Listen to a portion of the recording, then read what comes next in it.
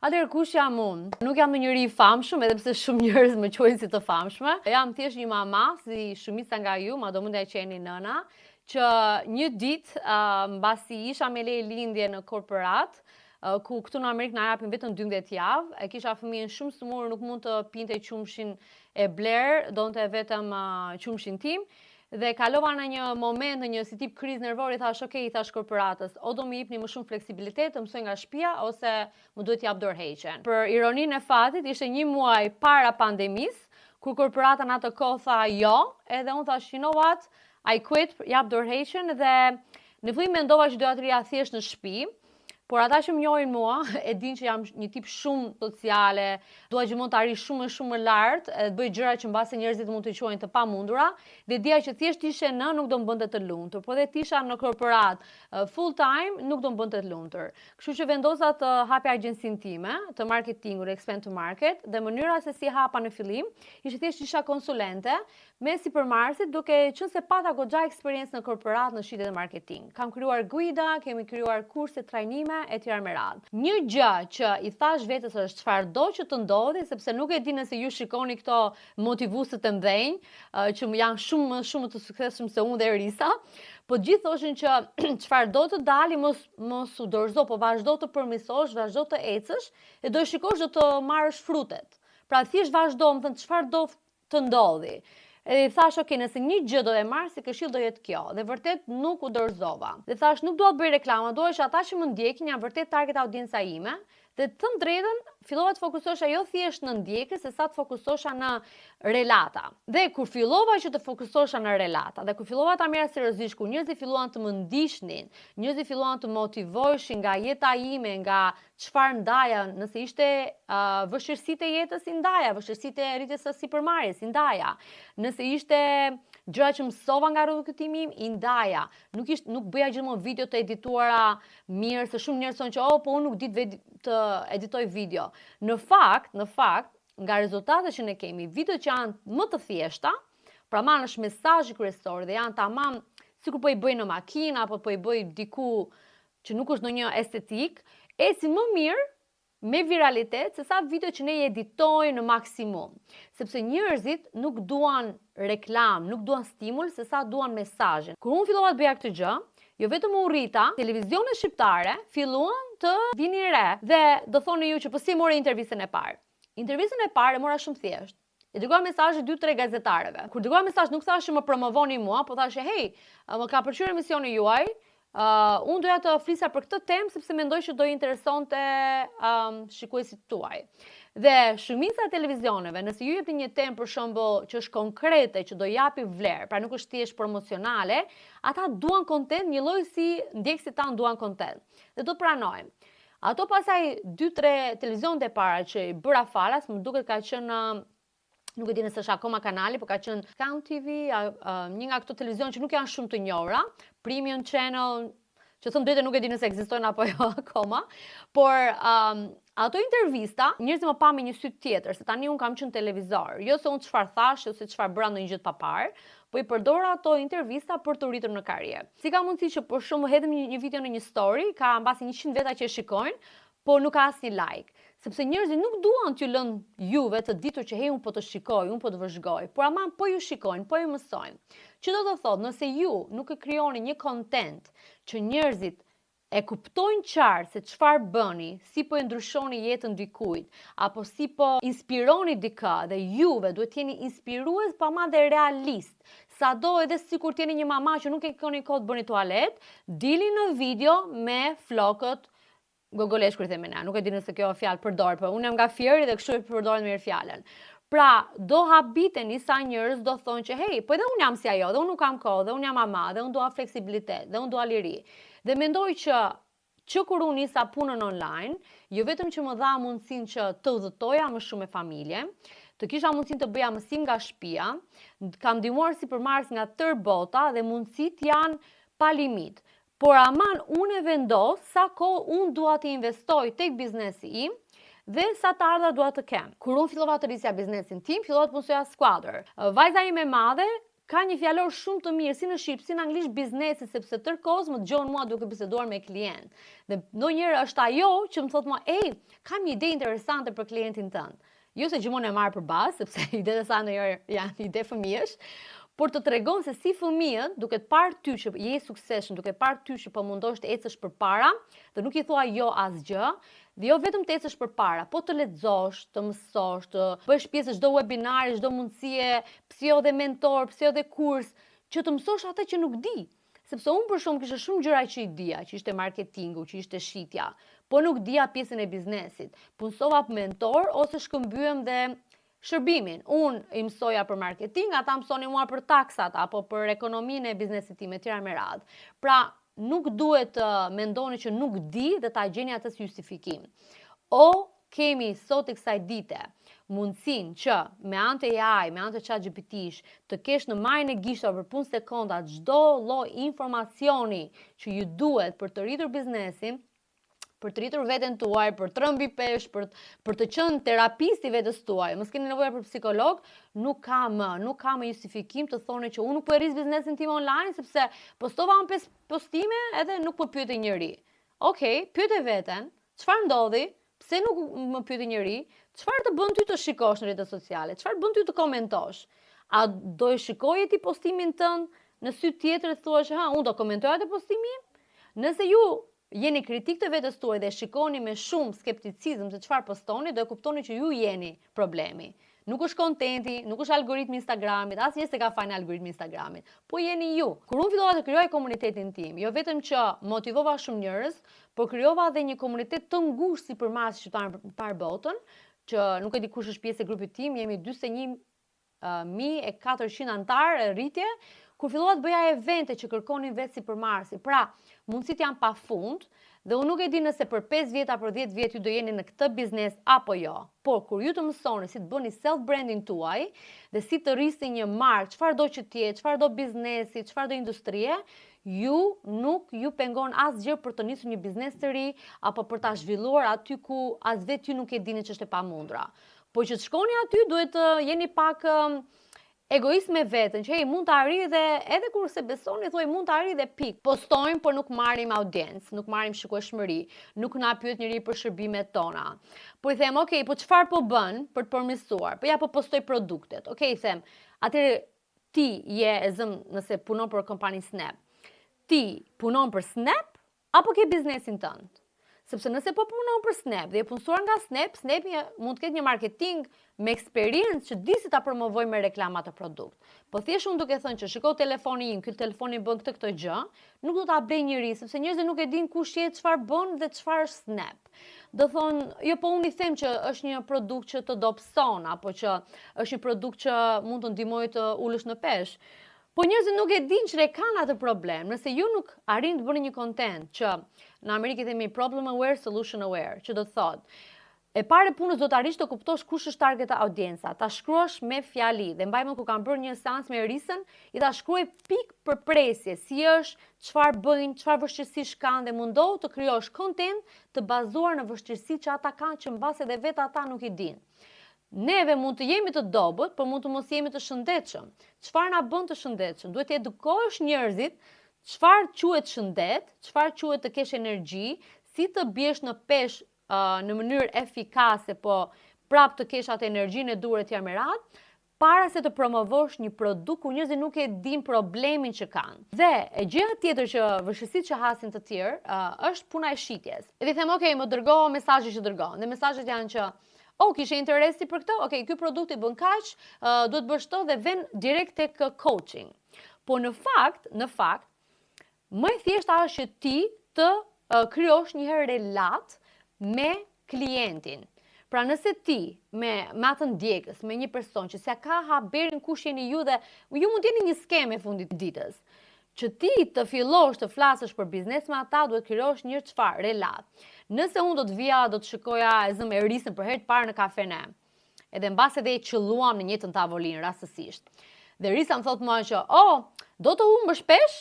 Unë kam këtë produktin dhe ky produkt i bën kështu. Çfarë do mendoja unë për Erisën? Do thejam që, ç'është kjo çmendur që më doli përpara sot? Ik moja se vetëm ka marrë për pi kafe këtu, sepse nuk e kërkova.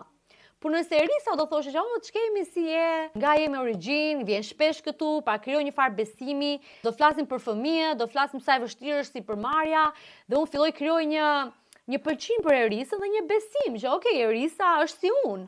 Dhe pastaj Erisa mund të flasi pak se si ajo ka humbur peshë, sa ka ndryshuar. Çfarë ndodh me mua? Unë filloj të jem kurioze, po si e humbe peshën? Po çfarë ndodhi? Çfarë produkti përdore? Atëre çfarëdo që Erisa do thojë, unë nuk do e marr si shitje, sepse duhet kuptoni psikologjinë e shitjes. Kur ti nuk e shet urdhro blije pa unë e kërkuar, nuk quhet shitje. Duhet fillosh me një relat dhe të dish të bësh bisedat rreth asaj relate që do nxjerrë në konkluzion ku ti do ta çosh bisedën. Dhe kur ti e çon tek produkti, unë pyes vet, nuk ka nevojë të ma thuash ti. Kur unë flas vetë, unë pyes vetë, atëherë themin e karda kryesore, asi është në dorën tuaj. Që do të thotë? Kur asi është në dorën tuaj tani, ti mund të pyesësh, po çfarë vështirësi ke pasur ti me rënien e peshë? Çfarë ke provuar? Pa promovuar fare produktin apo shërbimin atë çdo që ju po shisni. Kur unë flas, ajo mund të tregojë eksperiencën e saj. Pastaj tregon testimoni, thotë që shiko, edhe një shoqja ime e bëri kështu, ndodhi kjo, ra në peshë. Jo vetëm atë, pa ajo tani ka hapur edhe biznesin e saj. Një gjë që unë dua që sot ju të merrni nga ky webinar është jo vetëm të kuptoni që nuk ka gjë që ju nuk do arrini, por ama duhet kohë dhe punë të mësoni dhe ta konceptoni që është biznesi juaj. Dhe si një biznes duhet të dini si të bëni shitje, të mësoni për shitje nëse është podcast, të pyesni ChatGPT-n si ti bëj shitjet më mirë, por ama duhet nxjerrni personalitetin tuaj, duhet jeni pak unik, human, nuk duhet jeni një copy paste nga ChatGPT. Kur shikoj profilet tuaja, gabimet më të mëdha që shikoj është që punoj me kompaninë Snap, edhe produkte detox. Pra reklamojnë sikur Snap është kompania, kur në fakt Snap nuk është brendi. Ju jeni brendi, Erisa është brendi, Marsila është brendi. Kompania ime Expand to Market nuk është brendi, jam unë. Sepse unë jam ajo që po rris prezencën dhe besimin tek njerëzit. Dhe ju duhet ta ndryshoni profilin tuaj, e parë punës të ketë keyword-e të sakta. Pra, nëse unë jam një nënë dhe po kërkoj të dobësohem, kur unë shkoj në Instagram, çfarë jam duke kërkuar? Këshilla, shëndeti, si dobësohem, detox. Nëse këto keyword-e nuk janë brenda profilit tuaj, profili juaj nuk do dalë në suggested. Dhe mbase, për ta arritur dhe më shumë besimin dhe për t'i dhënë vlerë, krijoni një guide që komento këtë fjalë dhe do t'jap recet falas apo t'jap plan falas për dobësuar, gjë që mund ta krijoni shumë thjesht në ChatGPT. Dhe kjo, sa njerëz do komentojnë, t'jep një derë të hapur për biseda. Urdhëro guida, çfarë të bëri të kërkoj këtë guidën? Çfarë vështirësi e pohas? Kur ti bën biseda, ke mundësi të bësh relata.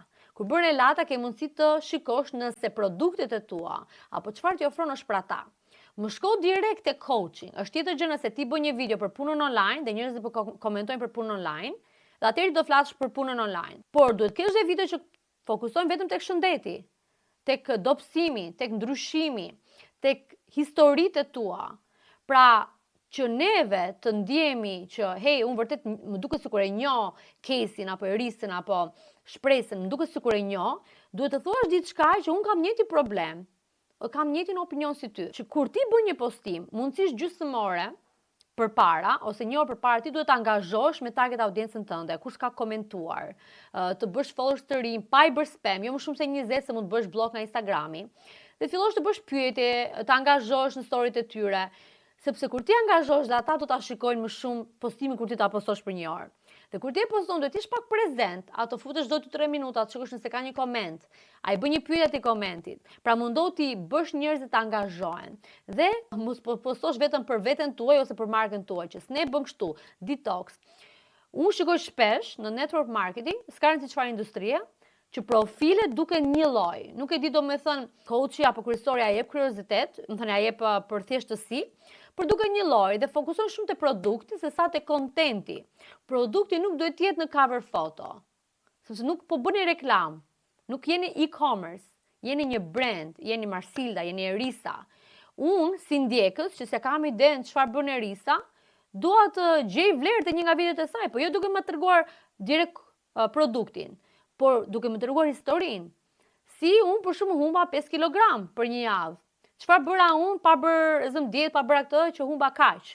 Dhe pastaj produkti duhet të jetë pjesë e kontentit, se sa shiko këtë dhe me 500 tekste, kualiteti ndonjëherë është i dobët, pra shumë njerëz nuk ka se pastrojnë lenset, gjithmonë këtu tërkohës ke vula. Pastroni sa më mirë dhe mundoni të bëni video para një dritare, nëse nuk keni ring light, po në dritar jo me diell në surat, por kur dielli nuk është përballë te, po je përpara dritares, e çon në një tripod, e çon telefonin diku dhe bë në një vend që të jetë sa më i qartë.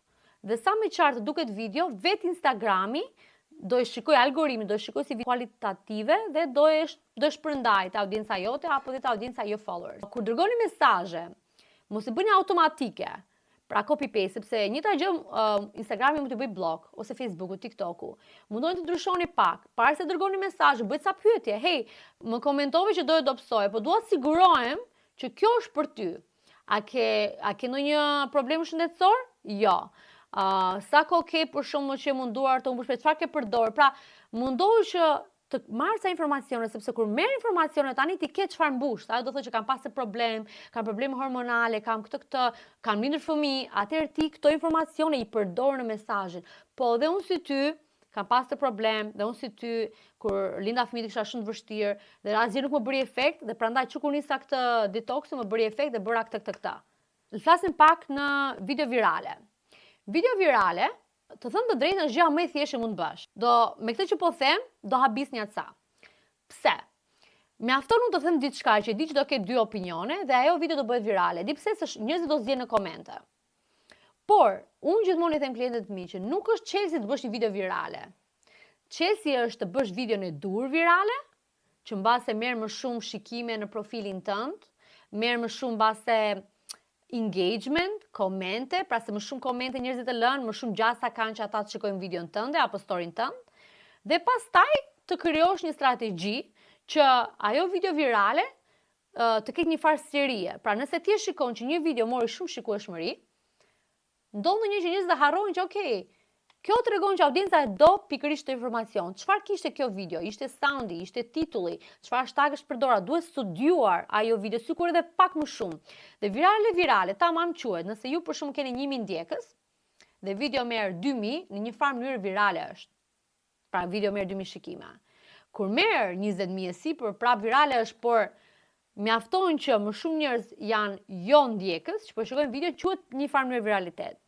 Por që video të jetë virale, duhet të jetë një tematik që shumica e njerëzve e bëjnë. Për shembull, nëse unë jam mama dhe çoj fëmijët në shkollë dhe bëj një shaka se si shoqë që erdhi shkolla dhe i nxora fëmijët sepse na loj të mendshme apo skot, po më thënë e bëni në mënyrë kreative me një tekst dhe i bëj një pyetje, pra thira për veprimi, i bëj një pyetje mamat.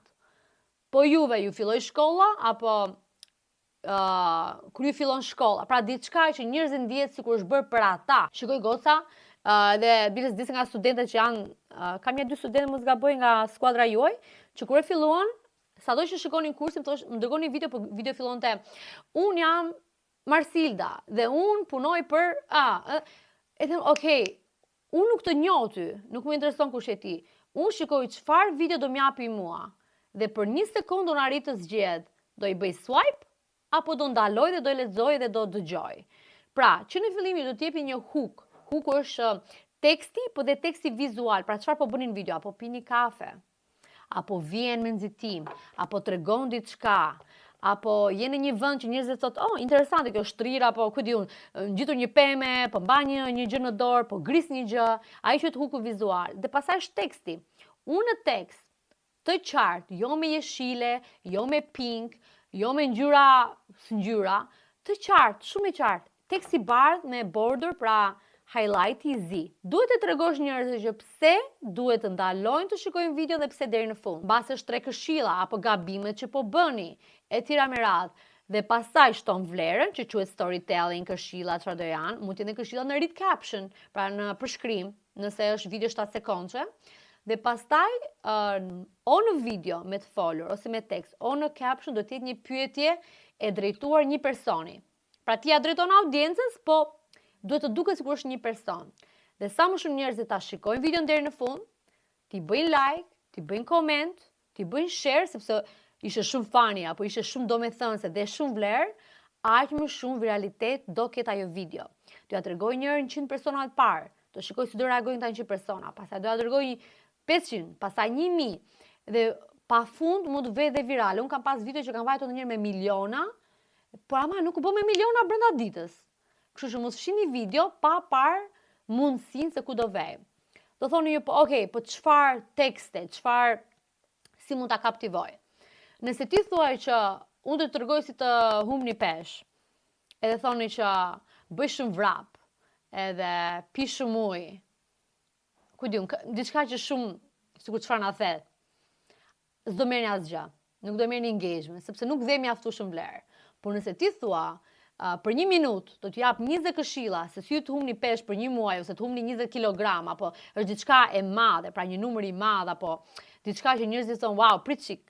Do ta shikoj video sepse do marr shumë vlerë nga kjo video. Ka më shumë gjast ata njerëz ta shikojnë videon, ose nëse bën domethënë jep ca këshilla në video dhe të tjerat i vënë për shkrim. Kur ata lexojnë përshkrimin, kur ata komentojnë, kur ata zihen në komente, lërë të zihen në komente. Lërë të jenë, mjafton që nuk të ofendoj me fjalë shumë këqija, se ato i bëj fshi, po kur zihen lëri të zihen. Sepse sa herë ata zihen, çfarë bën ajo video? Replay. Dhe algoritmi mendon, wow, po merr gjithë kjo komente Marsilda, kjo video do të jetë shumë e vlerë, edhe pse janë 2 persona që zihen në komente. Dhe më ka ndodhur kush disa herë. Po shikoni videot e mia, sidomos nëse janë video ku përmend që burri nuk është shqiptar, apo janë video që përmend diçka pak kontradiktore ose relata ime me vjerën, njerëzit zihen në komente me njëri tjetrin dhe i duket atyre sikur po m'prishin punë mua, pra trollë si quajmë ne në Amerikë, ku në fakt mua bëj shumë der, sepse tani video bë virale. Mori shikojshmëri. Pra, mundoni përdorni titull që vërtet i tregon njerëzve çfarë do marr nga ky video. Por dhe keni kreativitet. Tani nuk mund të thuash gjithmonë 5 këshilla, 20 këshilla. Por nëse ju për shkak e nisni me një gjë negative, le të themi sikur ju thoni, nëse ju nuk bëni këtë, atëherë nuk keni për humbur kur pesh. Ose nëse ju nuk e dëgjoni këtë këshillë, nuk keni për humbur kur pesh. Dhe sikur unë të jem një person që i di gjitha dietat, jam shumë në formë, nga që ti e the që ju kur nuk do të humbni pesh, pra përdore negativitetin ose mos kur, nuk do ta mësoni kur, nuk do ta besoni. Unë kam shumë gjatë ta shikoj videon tënd dhe thjesht për të parë që prit, mos është një gjë e re, që unë nuk e dija, apo pra prap do e shikoj atë video. Ose ju tani këtë koment që thotë që po ikme, do na tregosh ti ne si humbi pesh, ju mund ta merrni si një ide kontenti, që tani juve ktheni përgjigje, mbas edhe ja fshini pak profilin atit personi, sa ajt merresh pastaj zihesh me njerëzit, se kam marrë dhe kërcënime me mesazhe kur e kam bërë, dhe jepni edukim, që ju tregon juve që jo vetëm nuk keni frikë nga ata që nuk besojnë në punën që bëni, apo nuk besojnë në produktet, po jepni rezultate, jepni ide që shiko, okay, nëse ky produkt nuk funksionon, si ka mundësi ky person për 1 muaj u humbi kaq pesh. Si kam si që unë isha kështu dhe për 1 muaj humba kaq. Pra, tregoni vlerën dhe mos i merrni si tani nuk mund të bëj më video sepse njerëz do më komentojnë negativisht, po merrni sikur bravo ja arritën e bër viral. Prandaj unë them që nuk është gjithmonë viraliteti. Ka raste që unë një video më duket shpresa, më tha për një video kishte 3000 shikime, por kishte marrë mbi 60 e ca ndjekës. Edhe prap ajo mund të jetë duke vazhduar. Pra 3000 shikime për mua nuk quhen viralitet, sepse janë shumë pak. Po kur shikoj që ka marrë shumë ndjekës, ata ndjekës ose komentet, ajo mund të kthej në klient, për mua ka më shumë sukses ajo video, se sa kam pas video që kanë qenë 1 milion shikueshmëri, por ka marrë shumë pak ndjekës dhe s'ka marrë asnjë klient që të më ke thënë, pasha të videon. Sepse që një video të bëhet me miliona, nuk është edukative, nuk është thjesht për shëndetin. Është një video që është mbase për të qeshur, kontradiktore, mund të jetë mbase për shëndetin, nuk i diet. Nuk dua që të mendoni që nuk mori viralitet një video dhe unë nuk po bëj punë e mirë, sepse do kohë, do konsistencë, do përsëritje, do implementim, do më shumë postime, nuk mjafton 1, 2, 3, duhet të paktën 5 herë, duhet të jesh aktive në story.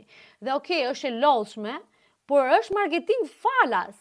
Njerëz paguajnë para metës që të marrin ato 1000 shikime, 3000 shikime. Imagjino sikur për çdo video që ju bëni, duhet pagoni metën. Sa para mendoni që do të kushtonte?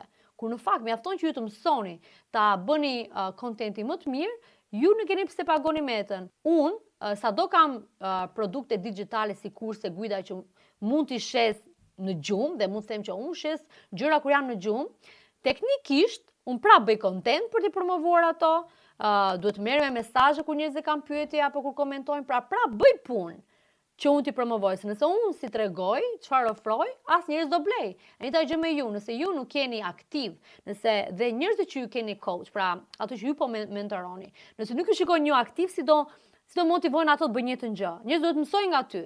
Dhe kur shikojnë ty prezente, aktive dhe po përmirësohesh dhe ato do ndjenë sikur okay, dhe ato po arrin diçka. Do ta shikoni këtë hinkën. Dhe kjo hinka është një mënyrë shumë e mirë për të kuptuar juve se si duhet t'i bëni kontentin. Pra, do bëni një video për shembull të hënën, do jetë një video shumë virale, shumë e përgjithshme, s'ka lidhje fare mundësisht dhe për detoxin, por për çfarë ka lidhje? Ka lidhje për target audiencën tënde. Do të jetë një tematikë shumë e përgjithshme, thash mos promovo asgjë. Thjesht edukim, mund të jetë përqeshur, viralitet. Tani po merrni shumë shikueshmëri. Gjatë asaj kohe, zëm se ju e folët për humbje në peshë. Tani mund të tregoni se si, nëse nuk humni në peshë siç duhet, me produkte të dhura mund të shkaktojnë odëmtime. Pra është pak më nish. Pastaj hyn në pjesën më nish është produkti mbase, se si duhet pirë produktet. Pastaj në rezultatet që dha produkti. Tani, ajo audiencë, zëm se morët 1000 shikime të hënën. Jo gjithë 1000 do të bëjnë follow, dhe jo gjithë ata 1000 do të shikojnë videot e tjera. Po e zëm sikur 10 nga ata të bën follow. Nga ta 10, videot e tjera i pan 5, mbase 3. Prapë sigur një person që e pa dhe thotë që do vazhdo ta ndjek të vajzë, do ta shikoj çfarë poston, ai prapë është sukses. Pra do ta shikoni kontentin që të jetë problem aware, solution aware, pra të ketë lidhje me njerëz që dinë që ka një problem, dhe ju edukoni për problemin dhe pastaj jepni zgjidhje me kontente niche, pra që janë më të specifike, dhe njerëzit që nuk e dinë që kanë problem. Si duhet të bësh një kontent që nuk e di që nuk kanë problem. Si për shembull të masim nëse ne jemi mbi peshë. Kjo mund të jetë një ide kontenti, mund të ta shkruani. Dhe bën llogaritë që okay, kaq është gjatësia, kaq duhet të jetë kjo, bën këtë pjesëtim dhe llogaritë se si sa mbi peshë jeni ju. Se ndonjëherë njerëzit mendojnë që janë elegant, por në fakt janë prapë mbi peshë. Pra kjo është një ide e viralitetit, ose le të themi te pinku, sepse prapë është pak më specifike. Dhe pasaj flet për mentorimin, për coaching. A është e vështirë, a është e lehtë, mos e bëni glamorous, sepse ngjan scam. Kur ju flisni thjesht që unë mund punoj nga kudo kurdo, po e vërtetë është, dhe unë mund punoj nga kudo kurdo. Por çfarë pikërisht më jep të mundësi? Çfarë bëj? Si është dita ime? Le të bëjmë një video që le të tregoj ditën. Bëra video content, bëra mentorim, bëra motivim. Pra njerëzit duhet ndim pak mbrapa skenat. Do të motivohen pak nga energjia jote, nga historia juaj, e keqe, e mirë, sido që tjetë, nga prezantimi juaj i skuadrës, bashkëpunime që mund të bësh dhe me skuadrën tënde për ndihmuar njëra tjetrën. Nëse ju nuk i bëni këto, jeni thjesht një shitse tjetër e kësaj kompania. Pra nuk ka asnjë gjë të veçantë. Nuk mund të bëni të njëjtin kontent që të gjitha bëjnë, se cila ka një farë unikitet. Mbase dikush i pëlqejnë lulet, bëj ca video për lulet, është okay të dalësh jashtë teme. Se prap ka njerëz të tjerë që janë mama, që i pëlqejnë lulet, mësuan diçka nga video me lule, po tani po të shikojnë që ti po poston për shëndetin. Okay, më pëlqen shëndeti. Po poston për punën online. Mbase edhe kjo mund të jetë diçka që më interesojnë. Pra bëj kontent që target audienca jote pëlqen, që quhet viraliteti kontent, pra shumë e thjeshtë, dhe pastaj filtrohe me hing në kontentin më niche. Kto janë shumë gjëra që juve mund të mësoni edhe vetë, por mua më është dashur vite të mësoj atë që unë jap mësim njerëzve. Sepse unë kam analizuar aq shumë sipërmarrës, aq shumë llogarira, etj me radhë që është e vështirë që unë të them, okay, shkoni në YouTube dhe nuk e mëson. Asgjë nuk ka që nuk mësohet. Ata që nuk e kanë buxhetin, shumë mund të harxojnë orë pafund praktika, falimentime që të mësojnë. Po pse duhet të lodhesh kur dikush e ka gati? Dhe unë prandaj, kjo ishte vetëm arsye që unë bëra një kurs, tamam me bizneset e vogla ose bizneset online, që mësonte jo vetëm si të rrisni shikueshmërinë, se thash, bësh video virale për mua quhet e lehtë, po si ta monitorizosh të audiencë, çfarë strategji të përdorësh në story, çfarë strategji të përdorësh në content që të arrijë audiencën e dur, audiencën e targetuar, të synuar dhe t'i kthesh në klient. Pra ka strategji specifike, që nga hashtaget, nga kontenti, content pillars që themi ne, që janë kategoritë, nëse është video edukuese, nëse është video për çeshëm, nëse është video niche, pra tamam me target audiencën të tyre.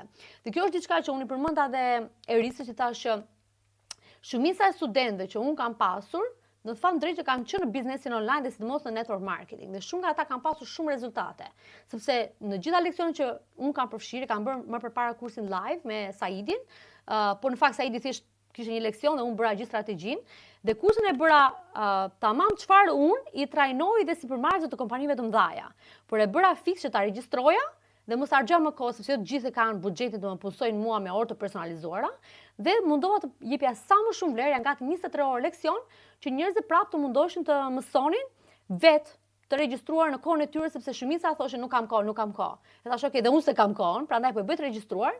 Aty keni të gjitha leksionet e mundshme, që nga si të ripërdorni kontentin, që jo tërkohës jeni duke bërë njëti kontent, si të arrisni viralitetin, si të krijoni bashkëpunime, pse jo dhe të merrni klient, domethënë thjesht nga relata, pra si të bëni relata, si të shisni, e shumë e radhë.